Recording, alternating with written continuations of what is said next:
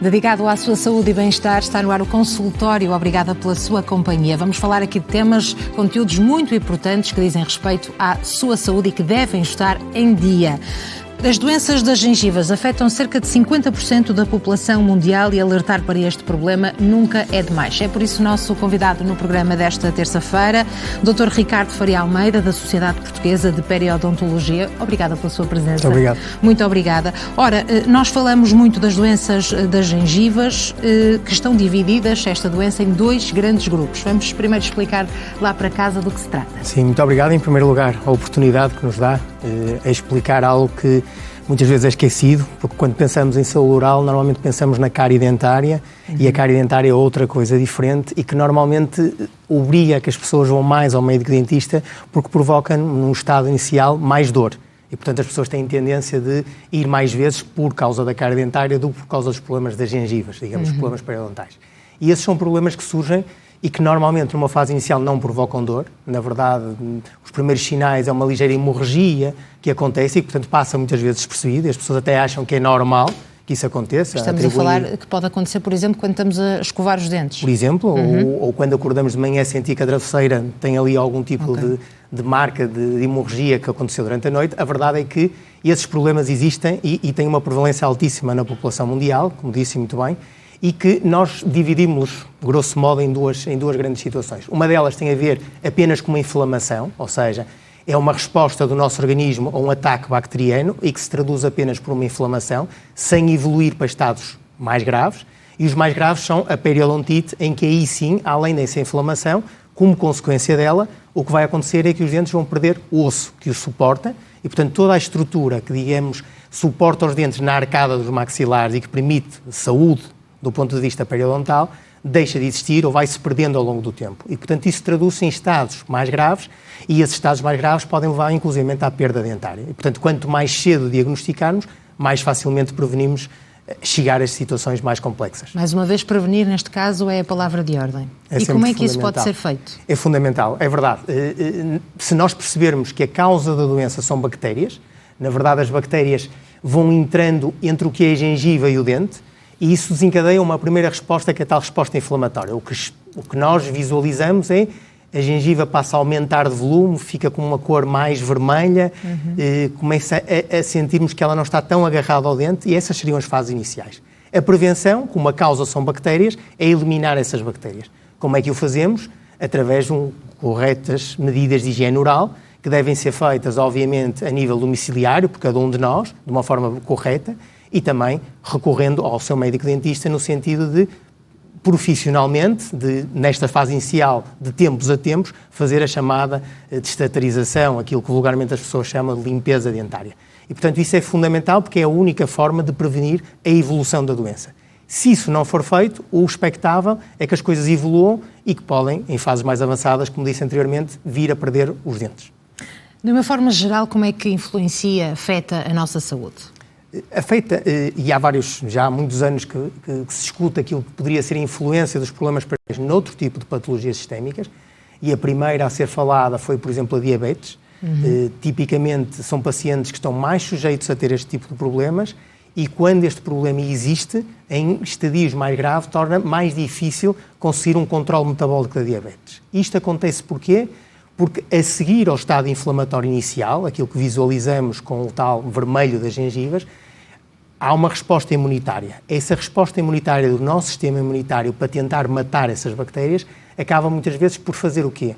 Por destruir os nossos próprios tecidos periodontais à conta da libertação de uns mediadores da inflamação, não vamos particularizar, e que interferem também com aquilo que é, por exemplo, a resistência à insulina. E, portanto, a primeira patologia sistémica que, de certa forma, teve uma comprovação da associação e até de alguma causa e efeito entre o que era a doença periodontal e o que é a diabetes, foi efetivamente a diabetes. E o que se vê hoje em dia é que se nós conseguirmos tratar estes doentes numa fase inicial, obviamente que do ponto de vista sistémico têm que na mesma fazer os tratamentos que o seu médico endocrinologista, no caso, lhes indique, mas podemos dar uma ajuda. E essa ajuda consiste em quê? Ao diminuir a inflamação, diminuímos a resposta do nosso sistema imunitário, diminuímos a libertação dos tais mediadores de inflamação que também afetam aquilo que é diabetes. Hoje em dia, Além da diabetes, fala-se de muitas outras patologias. A obesidade, por exemplo. Por exemplo, porque é um estado de inflamação crónica em que tudo isto está agravado e, ao estar agravado, digamos, é quase como, eu costumo dar o exemplo, se o nosso sistema imunitário tiver que se defender contra uma agressão, se em vez de apenas uma entidade, seja essa a agressão, se tivermos 3 ou 4 entidades a produzir o mesmo efeito lesivo sobre o nosso sistema imunitário, ele fica mais debilitado e menos capacidade tem de responder a todos esses problemas. E, portanto, é importante que entender que quanto mais controlarmos todos os estados inflamatórios crónicos que possamos ter no organismo e também na cavidade oral, obviamente que estamos a controlar e a melhorar aquilo que pode ser a resposta a outro tipo de patologias.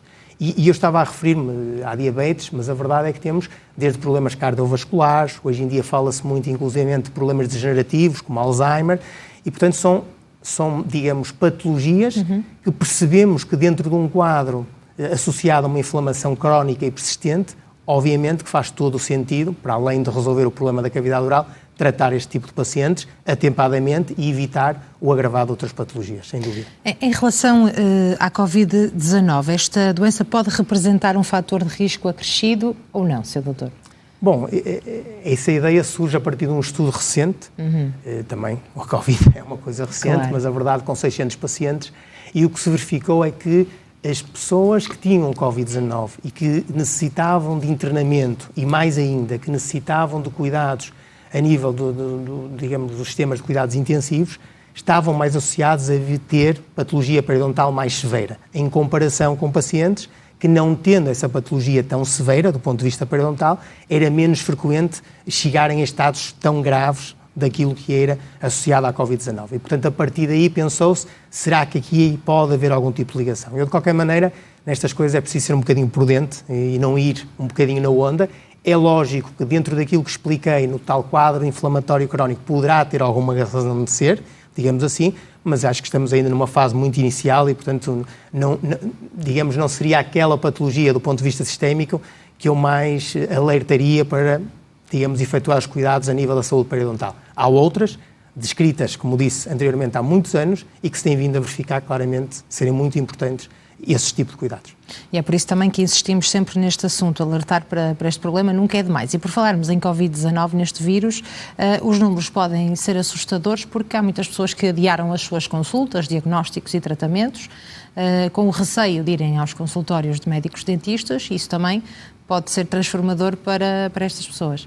Sim, digamos que aí já enquadraria não só no Covid-19. O Covid-19 é a causa das pessoas terem algum receio. Pelo menos durante este último ano e meio é aquilo que sabemos. Efetivamente, e até os consultórios estiveram fechados durante cerca de 2 meses. E, portanto, é verdade que as pessoas, e naturalmente, havia o receio de se deslocarem a qualquer unidade de saúde, no caso da medicina dentária também, e, portanto, isso fez com que, obviamente, quer o diagnóstico pudesse ficar, digamos, esquecido em determinada altura, quer inclusivamente o próprio tratamento que se poderia executar ou que se estava a executar em determinada fase, não o fosse feito. E, portanto, naturalmente, isso é um risco e isso funciona em qualquer quadro associado à saúde, ou seja, as pessoas que sofrem uma determinada patologia, hoje em dia acho que já estamos todos tranquilos relativamente aos cuidados que devemos ter e à redução do risco de transmissão da Covid-19 nas unidades de saúde e, portanto, obviamente as pessoas podem estar descansadas e devem, independentemente dos receios que têm, estar, digamos, motivadas e devem ir, porque assim conseguem prevenir o problema muito mais cedo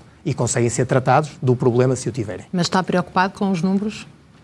Digamos que, a princípio, eu creio que era uma preocupação mais até do que o diagnóstico inicial daqueles pacientes que até tinham feito um tratamento, que até estavam estáveis e controlados do ponto de vista periodontal e que a única coisa que precisavam eram as tais visitas regulares ao médico dentista. E com o receio foram atrasando. Na verdade não eram coisas urgentes e, portanto, as pessoas entendiam, não sendo urgente, vou daqui a 2 meses, daqui a 5 meses, daqui a 6 meses. E nós sabemos hoje em dia que as pessoas que têm doença periodontal, que têm sido tratada, não deixam de continuar a ser pacientes de risco. E, portanto, ao serem pacientes de risco, para evitar recidiva da doença, têm que ser acompanhados. E ao fazer o atrasar dessas consultas, obviamente que existiu um aumento do número de recidivas pós-tratamento periodontal.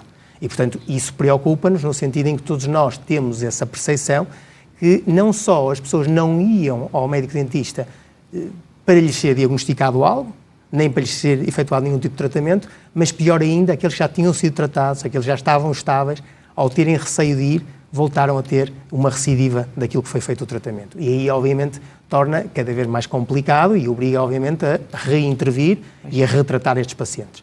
Digamos que é algo que todos nós assistimos, eu creio que atualmente já não. Acho que as pessoas estão confiantes que podem ir a um consultório de medicina dentária e às unidades de saúde sem riscos, nesse sentido, mas obviamente que houve uma fase em que isso acontecia e todos nós sentimos isso. Em relação ao tratamento, quais são as opções que existem? Sim, se nos focarmos que a causa são verdadeiramente as tais bactérias, o que nós temos é que eliminá-las. Porque a doença periodontal é fácil, eu vou tentar explicar de uma forma resumida. Obviamente que para haver patologia tem que haver bactérias. Mas bactérias todos nós temos na boca e, portanto, na cavidade oral, e, portanto, é normal que elas existam. Depois tem que haver um hospedeiro suscetível, ou seja, nem todas as pessoas são suscetíveis a ter a doença. Há cerca de 10% da população, isto sabe-se através de um estudo publicado há uns anos atrás, através de um conjunto de trabalhadores numa fábrica de Sri Lanka, em que se verificou que havia 10% das pessoas que nunca tinham cuidados de higiene oral e que não tinham a patologia. E, portanto, esses são os não suscetíveis. Os outros 90% somos suscetíveis, com maior ou menor gravidade ou maior ou menor suscetibilidade. Portanto, nesses que são suscetíveis, em contacto com as bactérias, o nosso sistema imunitário tenta matar essas bactérias, digamos assim, controlar a agressão bacteriana. E tenta controlá-la primeiro com uma inflamação e depois, obviamente, com uma resposta do nosso sistema imunitário. E, portanto, à medida que essa agressão vai se perpetuando no tempo, a destruição dos tecidos de suporte, fruto desta dicotomia entre a defesa e a agressão, vai acontecendo. E depois há outros fatores que nos influenciam negativamente. O hábito de fumar, o stress, algum tipo de patologias que já falamos, por exemplo, no caso da diabetes, e, portanto, é, digamos, uma doença multifatorial, mas que a causa fundamental é as bactérias e, portanto, o tratamento vai no sentido de eliminar essas bactérias. E como é que o fazemos? Bom, se temos ainda fases iniciais da doença, a tal gengivite, apenas o normal ida de controle ao médico-dentista, fazer a sua destatarização, os seus cuidados de higiene oral e depois, a nível domiciliário, a escovagem diária, com a utilização muitas vezes de utensílios, como os escovilhões interdentários, que ajudam a essa higienização da cavidade oral. Se estamos em estados mais avançados, aí já precisamos de um auxílio maior do médico-dentista. E aí, normalmente, há que dividir em duas fases também. Há uma primeira fase, muito inicial da doença, em que apenas com um tratamento que nós chamamos de básico, não cirúrgico, em que a única coisa que se faz é entrar com uns instrumentos muito finos entre o dente e a gengiva e limpar as bactérias que estão ali alojadas.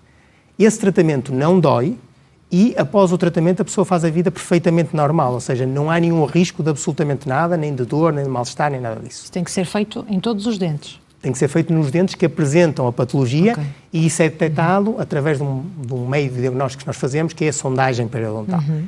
Nos casos mais graves, após esta primeira fase, pode ser necessário um tratamento cirúrgico, que também é feito no consultório, com anestesia local, e aqui não impede que a pessoa no dia a seguir faça a sua vida normal, que vá trabalhar, não.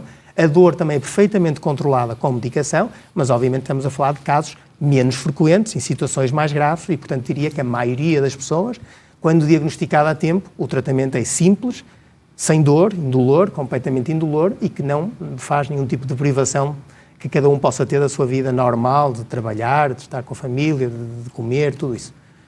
E este número tão grande, portanto, de 50% da população mundial estar a ser afetada por estas doenças das gengivas, na sua opinião, tem a ver com a falta de informação ou com a dificuldade no acesso aos médicos dentistas pelo impacto económico? E já lá vamos à segunda parte sobre o Serviço Nacional de Saúde. Sim, podemos discutir isso. A verdade é que esses dados não resultam só de Portugal, resultam no mundo inteiro. Sim. E, obviamente, cada país tem dados ligeiramente diferentes e que podem ter a ver com aquilo que é, digamos, a acessibilidade aos cuidados de saúde oral. Mas é verdade, como disse anteriormente, que 90% das pessoas são suscetíveis e, ao serem suscetíveis, a verdade é que estes valores são valores reais na grande maioria dos países e que, portanto, exigem, obviamente, um tratamento adequado da nossa parte. A particularidade de cada país pode depois interferir, quer a nível de informação que as pessoas têm sobre a necessidade desses tratamentos, sobre os tais sinais iniciais, o que eu disse, todos nós temos muita gente que entende como normal que a gengiva sangre, por exemplo. Sim. Entende como algo que é normal. Muita gente entende como normal que a gengiva ao longo da vida se vá retraindo, que começa a ver-se a raiz dos dentes à mostra. Portanto, isso, a percepção e a falta de informação, em certo sentido, que as pessoas têm, faz-los pensar que é algo normal e que, portanto, não necessitam de cuidados a nível do médico dentista. E, portanto, isso é importante reverter, é importante informar as pessoas que isso não é normal e que, mais que tudo, quando detectado atempadamente, tem tratamento fácil e eficaz.